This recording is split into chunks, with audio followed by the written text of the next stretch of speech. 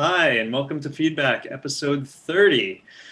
Today, we're joined by composer Thomas Meadowcroft and journalist and scholar Lara Pellegrinelli, who was our first moderator on episode 1. So welcome back, Lara. We'll be talking with them today about Thomas's piece, Walkman Antiquarian, which was featured on Yarnwire Currents #1 back in 2013, and has been one of our most favorite pieces to play ever since.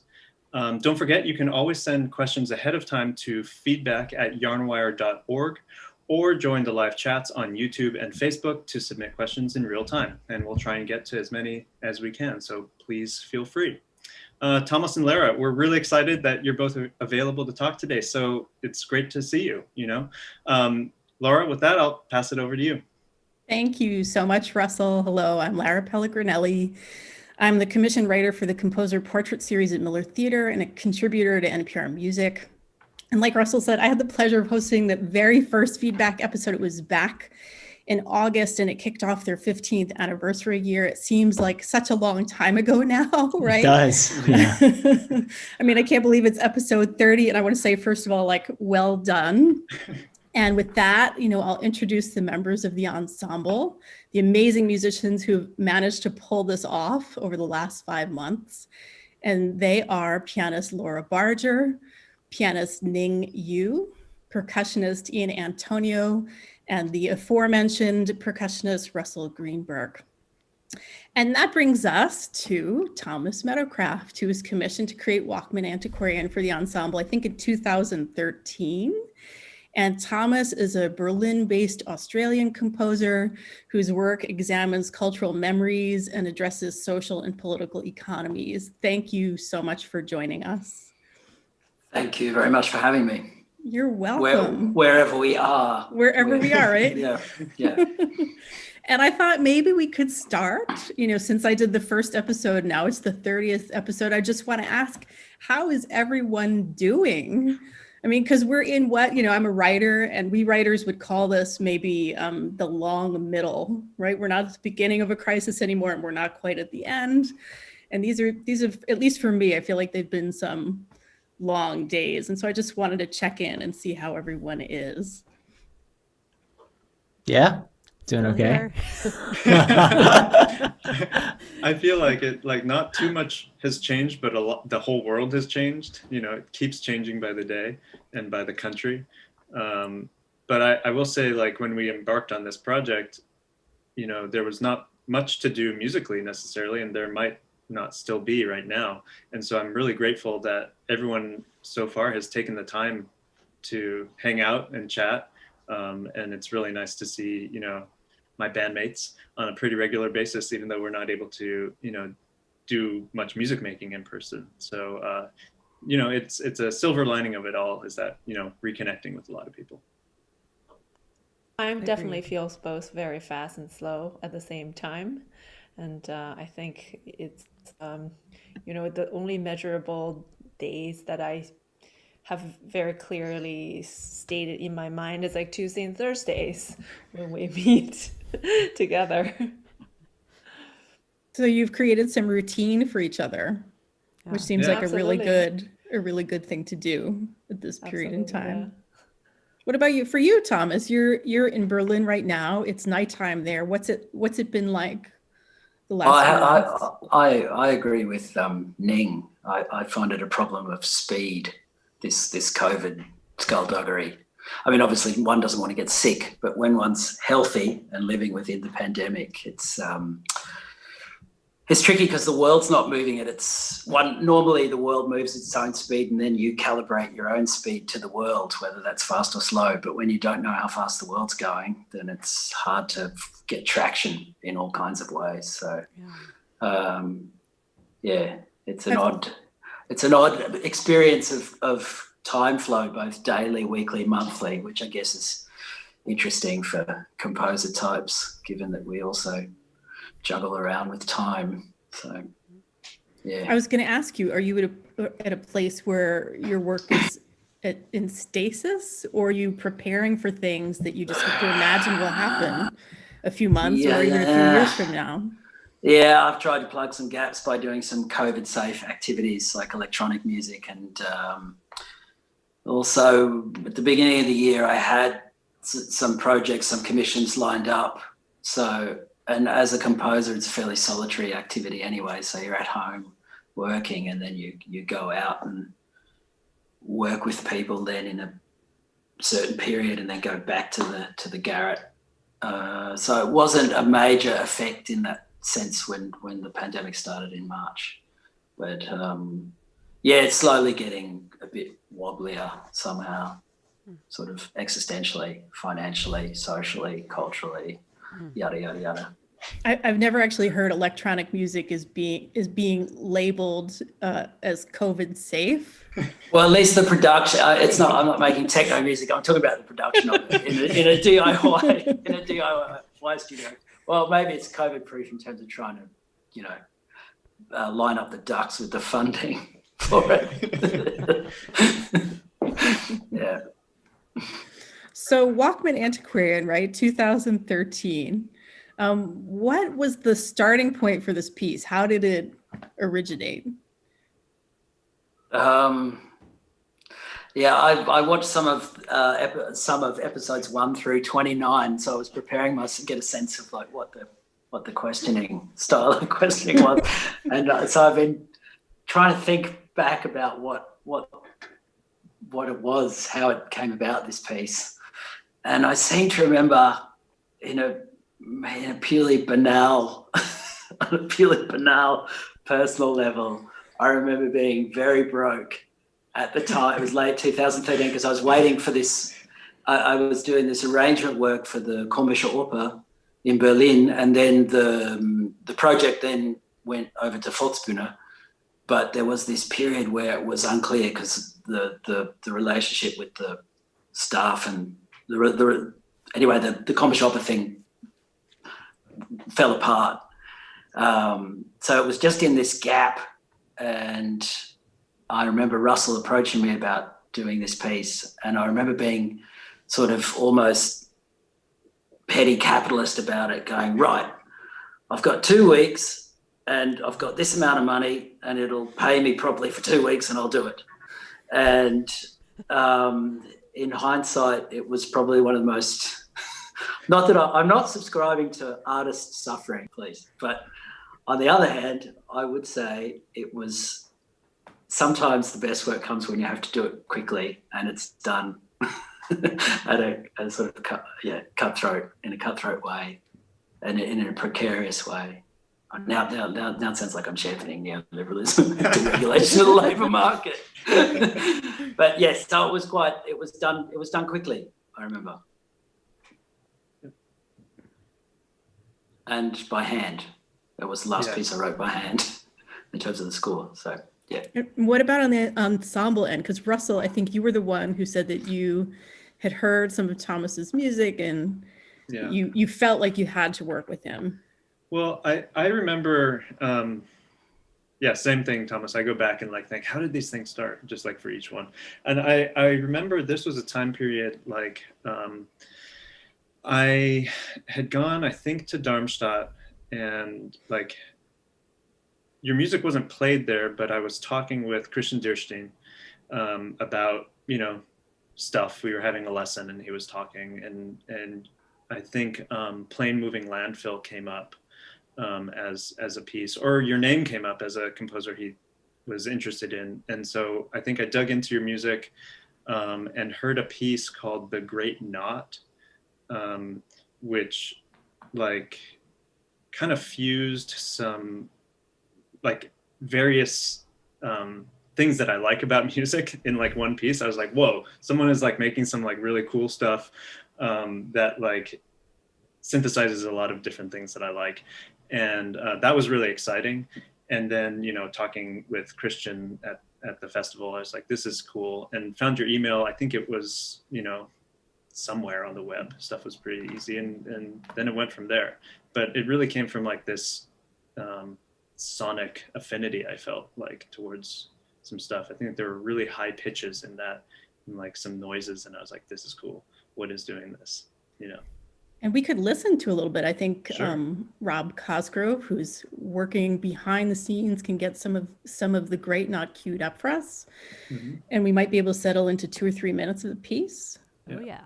And this is from a recent recording of yours, Thomas. We got some off the record, the Speak Percussion record off of Mode, Which was released this summer.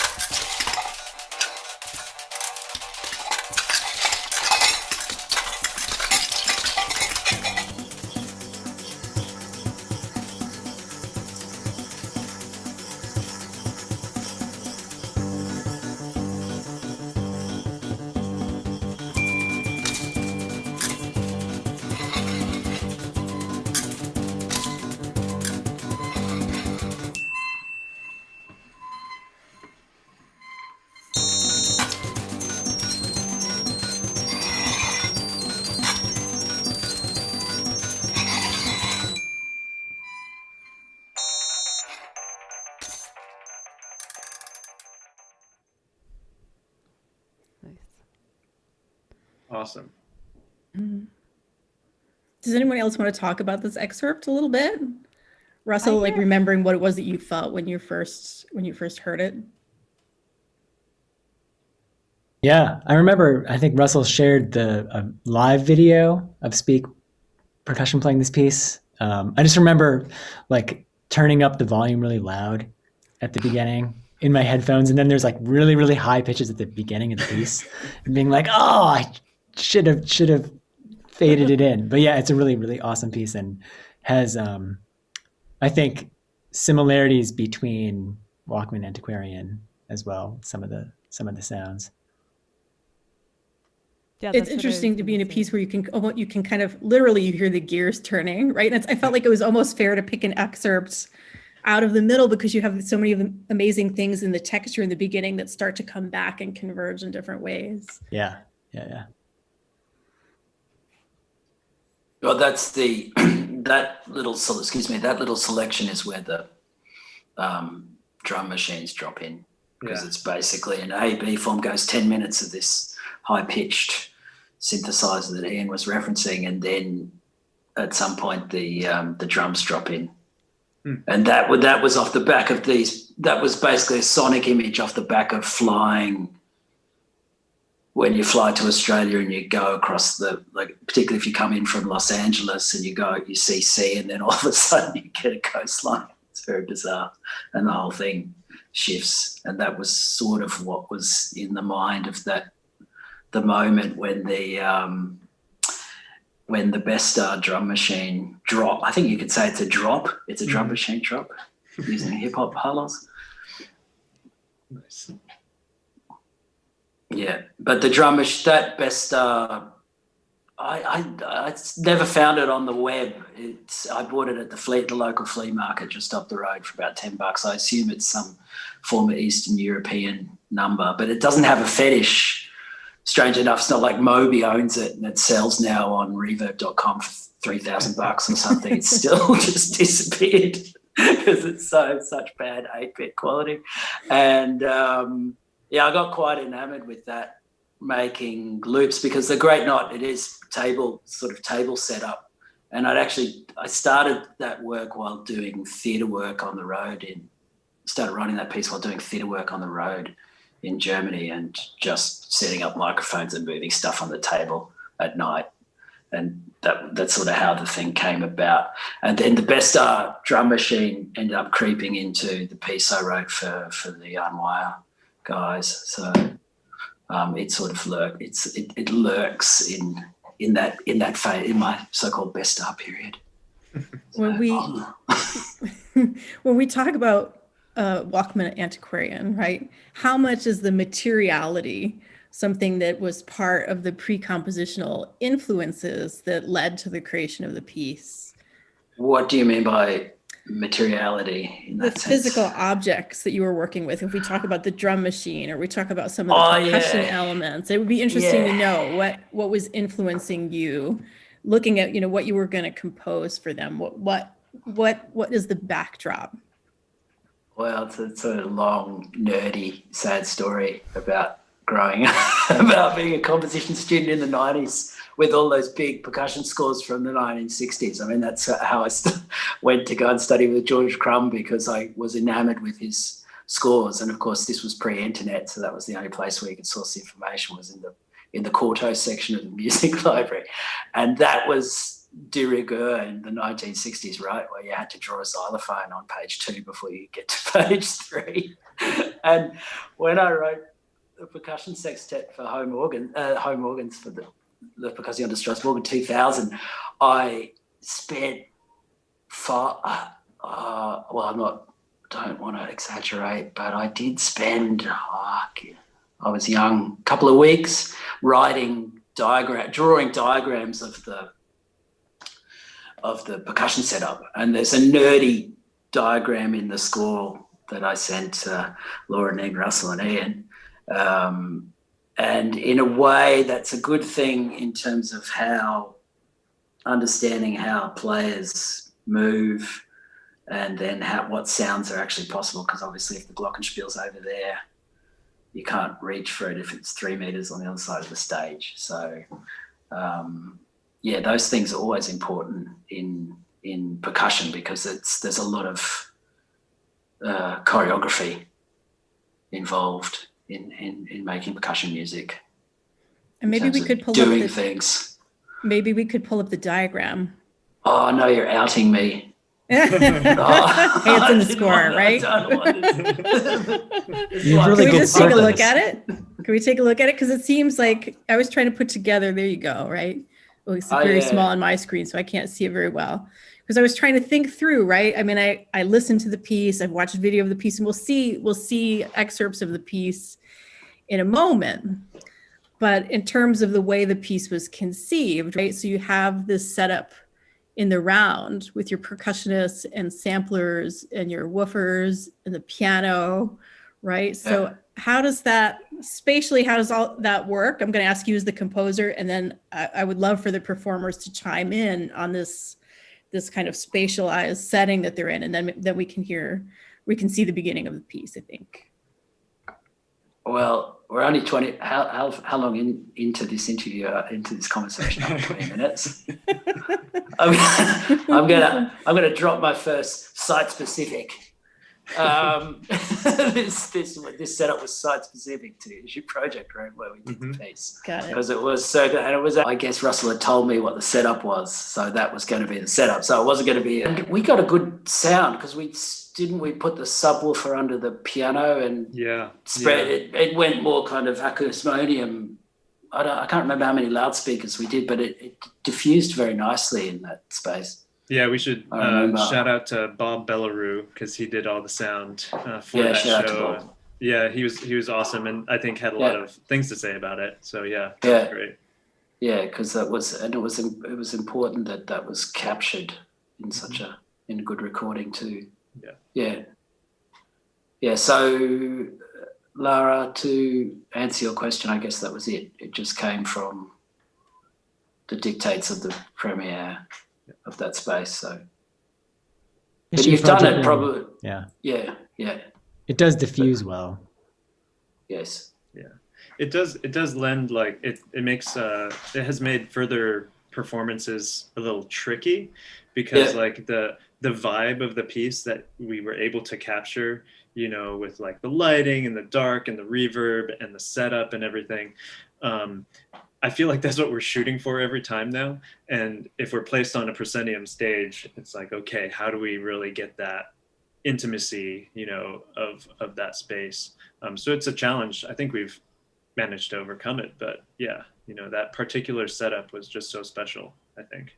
Yeah, because there's that. Sorry, I was just going to say, I feel like I've stood about every corner of the different stages for different performances. I feel like, they just shift and change accordingly. Sorry. Does it feel like one instrument is at the center of it? Like, is there more weight around the piano as an object? Is it, I mean, how, if we were making a Venn diagram, or so, I don't know, some kind of diagram, if we were making arrows between you, trying to think about the relationships between those parts, is there any one person or instrument that feels like it dominates this round setup? Well, the piano is just so freaking big that it kind of inadvertently becomes, I think, a focal, or at least a center point in terms of, we all need to be able to see each other. And I think in this piece, we want to make communications that aren't too obtrusive. Like, there's something nice about the sort of seamlessness of it. If we can make it all the transitions as seamless as possible, like not doing anything visually to interrupt that. And so we need really close visual communication for that. So it somehow feels like, I think, like what Russell was saying before, there's always something that's very intimate about it, even when it's in a large hall. But yeah, it kind of does feel like, I guess, the piano is and the bass drum somehow. Yeah, they're the like the two instruments that are of high quality and the most expensive instruments, and the most fetishized instruments in setups. I do feel like I don't know if any of you have ever played this video game called Katamari Damacy. It's for PlayStation, and it's this game where like there's this little figure, and all he does, or all they do, is like run around and pick up trash and make a big ball. This seems like a really random statement, but to me, this piece, like when you ask this question about what instrument is the most important, like to me, this piece is like, no offense, Thomas, the piece is like, it's like a ball of trash. Untaken. No, it's like this, it's like a collection of things that just keeps like rolling around and picking up new bits and all this stuff. And there's like it's sticky, and there's like no focal point, but there's something at the middle, and to me, that's the piano. But at the same time, like there is literal junk on the stage, with the turntable and stuff like that. So. Do we take a look at it? We're gonna queue up the first 4 minutes or so of the piece, and then people can see what it is that we're talking about.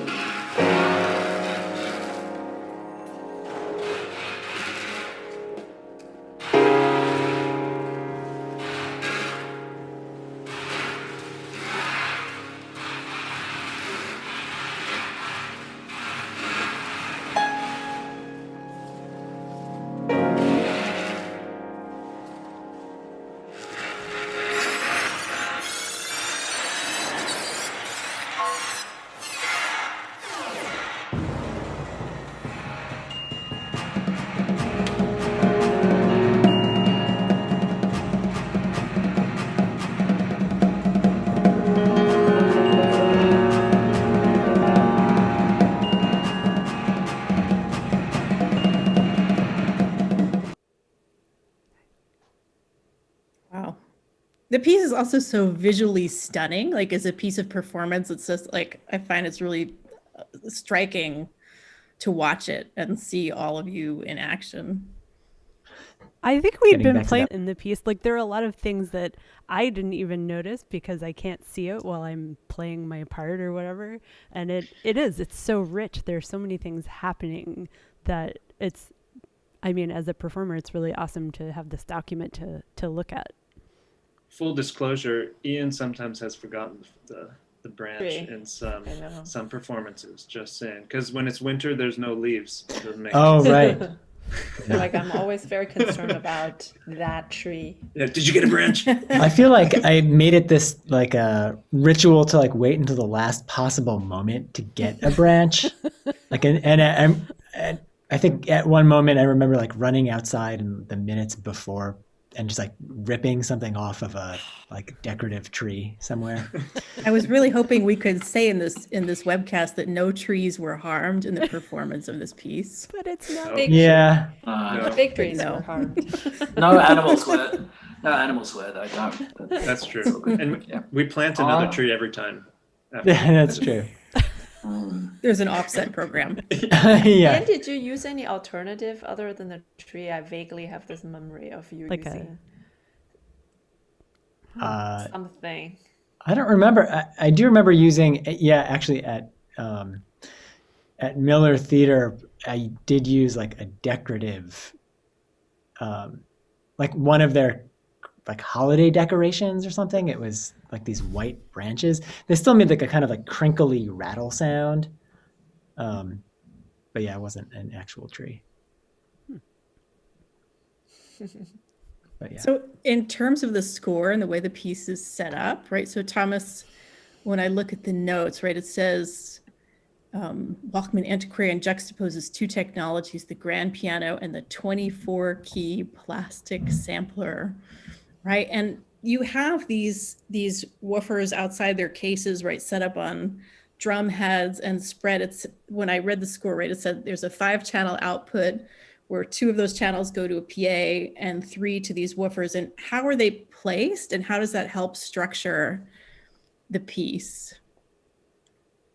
Um, Am I thinking about that in the right way? That yes, you are. Yeah, I'm just trying to remember, but I think these musicians will know, remember better. It goes.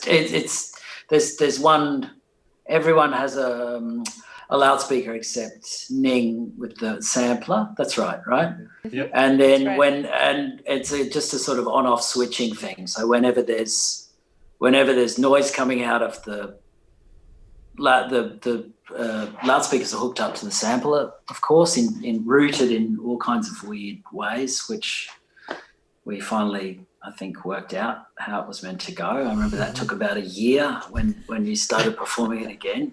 And then we cooked it down. It was on an 88-key sampler, I think, at one point, and then we got it down to the toy sampler, which I like. That was more of this sort of poetics of juxtaposing the tradition, the high-end, expensive pianoforte with the plastic Chinese-made sampler, and so. Yeah, and that just informs when the players play. And maybe that's getting also back to the economy of writing the thing in 2 weeks, because I didn't have to actually write. I shouldn't be, sorry, being a bit cheeky and provocative. What I actually meant was I got into this habit of really distrusting writing out. I wanted to find other ways, which were slightly, in retrospect, sometimes dyslexic and a bit counterintuitive, but I wanted to make scores where I couldn't see what it was going to sound like, if that makes sense, as opposed to measure structures. So, and there was a certain speed in doing this, and then there was a certain mystery, and I think that comes in a way, at least in this piece, I think it seems to be relatively successful. And also when I was talking to Russell earlier in the year, that because we were discussing, there was a couple of versions. I edited a few things after the premiere in Issue Project Room in 2013, and then some other groups have played it, and they look at the video on YouTube and they go, "Oh, that's not it. That's not the piece. Where's the piece?" we want that. And I was like, no, I must, and I can't remember. There's like 3 or 4 versions now. Thank God I'm self-published at this point. But I remember Russell telling me that it seemed there was something charming about these different versions, and also how you as a group related to it, because somehow over the period of time, it just kind of hangs together. And in a way, that hanging together is part of the notational practice in the score from the outset. So that's been actually quite rewarding to hear about. Yeah, it's funny when we revisit it. I think when we were talking, I was like, yeah, we kind of go through this process when we revisit it, when we have to play it again. I'm like, which music do I pick up? And now I actually have a shortcut like version that kind of distills some of these things. It's a lot of pages, but in our performance version, I've made it like shorter, because now I think what your shorthand kind of enabled is like, we have to listen to certain cues like you would with any band. You have to listen to cues on when to go on, when someone plays a specific thing. And I feel like until you've gone through the process of figuring out the score as you've written it, you know, you can't really get to that next spot, because you have to be listening in order to really navigate, at least in the performance practice that we've developed for ourselves. You know, I'm sure the other groups' versions are going to sound totally different and will reflect, you know, whatever they did. Yeah, also their ensemble practice, how they interact. Yeah. I was hoping we could also talk about the origin of the samples for this piece, because I feel like it's kind of an untold backstory. Yeah. So where do they come from? Email me. There's a bit of skullduggery here on my part going on here. I have to admit, if you're going to out me as a posturer, because I remember in the program note and that these samples were based on my father's record collection, which to a certain extent is true. What happened was this is pre-internet, and when I was traveling back and forth between the States when I studied there and Australia, and then when I first moved to Berlin in 1998, I would make tapes of the highlights of my dad's record collection and put them on my Walkman. I don't know if your viewers know what a Walkman is. Okay. Yes. Sorry. We don't look as young as we are. Like a little cassette thing, and you open it up. Anyway, it was all cut up with bits and bobs of 1960s easy listening, which my dad. I mean, my dad wasn't an extensive record collector. It was almost like, yeah, it wasn't. It's not such a big record collection, but it had sort of key things like Burt Bacharach, alongside Herbert von Karajan conducts Symphony No. 3 by Beethoven, you know? So the things that you needed to have at that point, and a few other odd things reflecting his own. But it's trying to work out what the angle would be. I mean, you know, the aesthetics of media archaeology, and also this ancient technology of the Walkman and problems of archiving, and then I started to listen to these tapes, and I thought, and this may sound strange, but I don't really like the irony thing in music. I don't really like, which is odd because I've often been labelled making a lot of ironic meta music, but actually I don't like irony in music. And I was going to mangle up all these samples, and then eventually they just got kind of flattened out into noises. They just ended up as Revox tape things at high speed, fast forward, and so on. Because it didn't seem to me respectful. I mean, as a great lover of, for example, Burt Bacharach, it doesn't, you know, I have great respect for that stuff. That's why I'm very careful in terms of when I'm working with certain popular, I always hate the word material in music, but places from where those things come. So, which is fine because the piece just developed into its own thing, and my dad's record collection is just completely mangled up tape loops.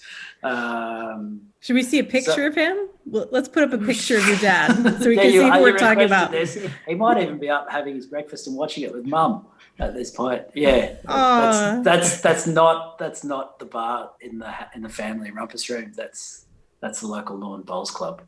Okay. Yeah. And then there's one more. That's he repairs Jaguars. He's a expert mechanic at the age of 80. Keeps him busy. Nice. Fantastic. Yeah. But it's going all Dostoevsky, where the father, the root of the problem goes back to the father. It's not. It's not really. I sort of panicked when you asked about the pictures and wanted to know what the backstory was with the father. Well, you do wonder. I mean, there could be some kind of psychological father-son tale there, or as you said, right? This seems to be more about the kind of cultural economy of popular music and these artifacts that are being exchanged. I'm not sure when this. Yeah, we can play it.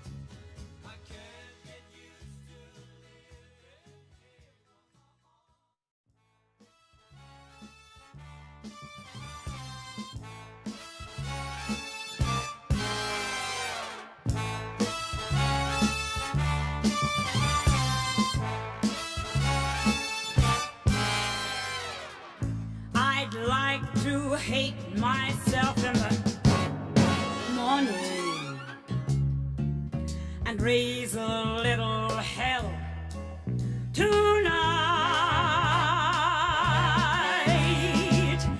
I've got the urge to carouse and maybe raise a few brows, cut loose and pull.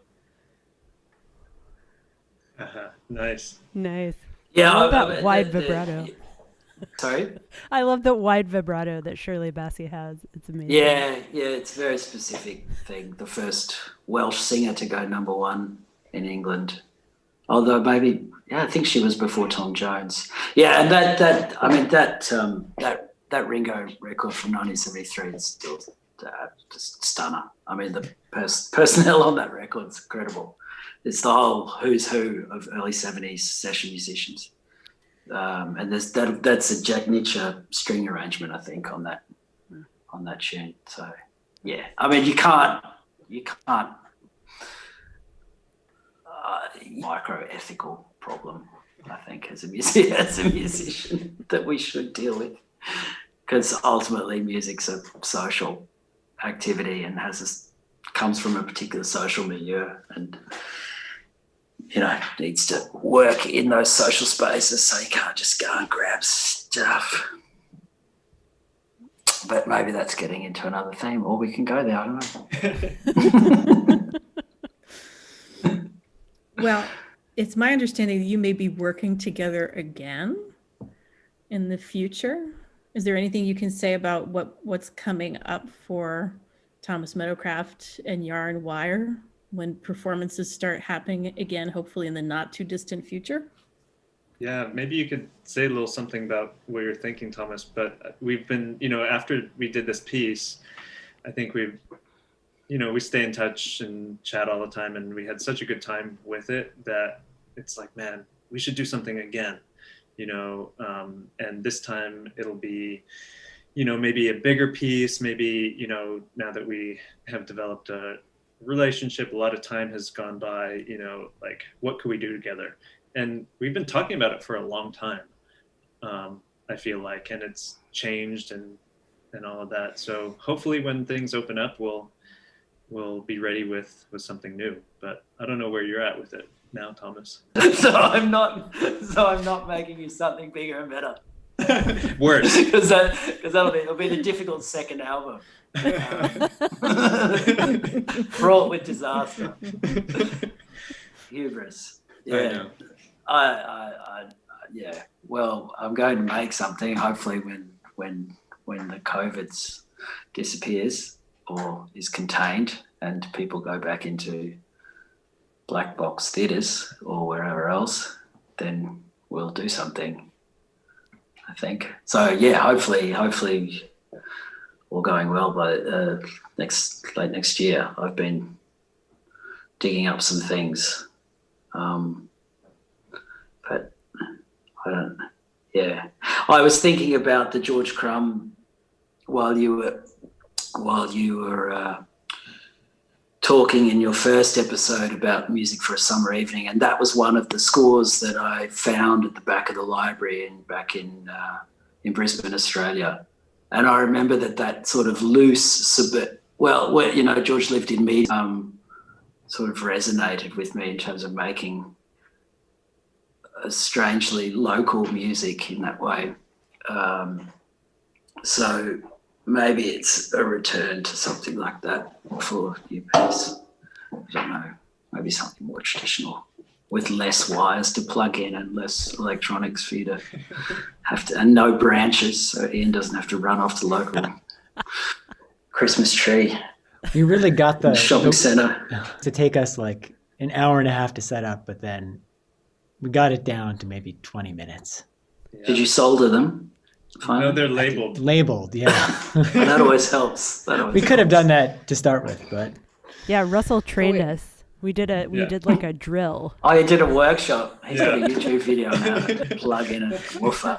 But we use the rest of the time to pick up beads from the floor after the class. oh right. Oh God. Just totally joking. little bit. No, look, it's classic composer paranoia. You know, I feel responsible for everything. You've got to be responsible for everything you make and the ramifications that it has. And had I known that beats would be flying across stage floors and would become an occupational health and safety problem, then I. Well, when we played it in Luxembourg, everybody had to sign a release, a waiver. Yeah, is that That's very not true. dry? No, Dry? Is no, that it's dry? not true. Oh, no, it's not. It's That's not true. classic Dry Antonio. Midwestern humor. Oh, it's hard to catch. Not true at all. Nice.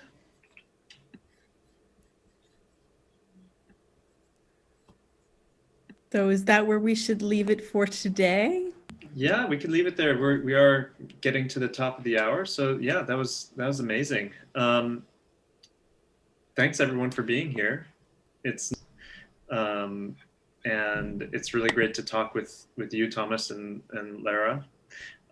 Thanks for Russell, having me. if I could just interrupt Yeah. so quickly, because Yeah. Thomas might want to know this. It's not a Oh. question exactly, but a commenter named Roy, perhaps you know his last name, Thomas, says, I have several of Thomas's tapes from that era lying around if needed. So Whoa. Nice. That's urban designer from Chattanooga, Tennessee. what? My hometown. Oh, really? You're from Chattanooga? I'm from Chattanooga. Anyway, Wow, that's amazing. Well, we'll have to, I don't know, integrate that somewhere on some website. Yeah. Anyway, yeah, thanks guys for making the time. It's really nice to see you all and chat about everything. Our next episode of Feedback's piece that he wrote a couple years ago for us. Remember to subscribe to the channel so you don't miss any episodes. This and next week are our last weeks for this winter session of Feedback, and we'll be back in January to announce some new sessions, or episodes, I guess. Remember to subscribe, as I said again, and please visit our page on patreon.com if you want to support this or any other projects that Yarnwire is up to during this time.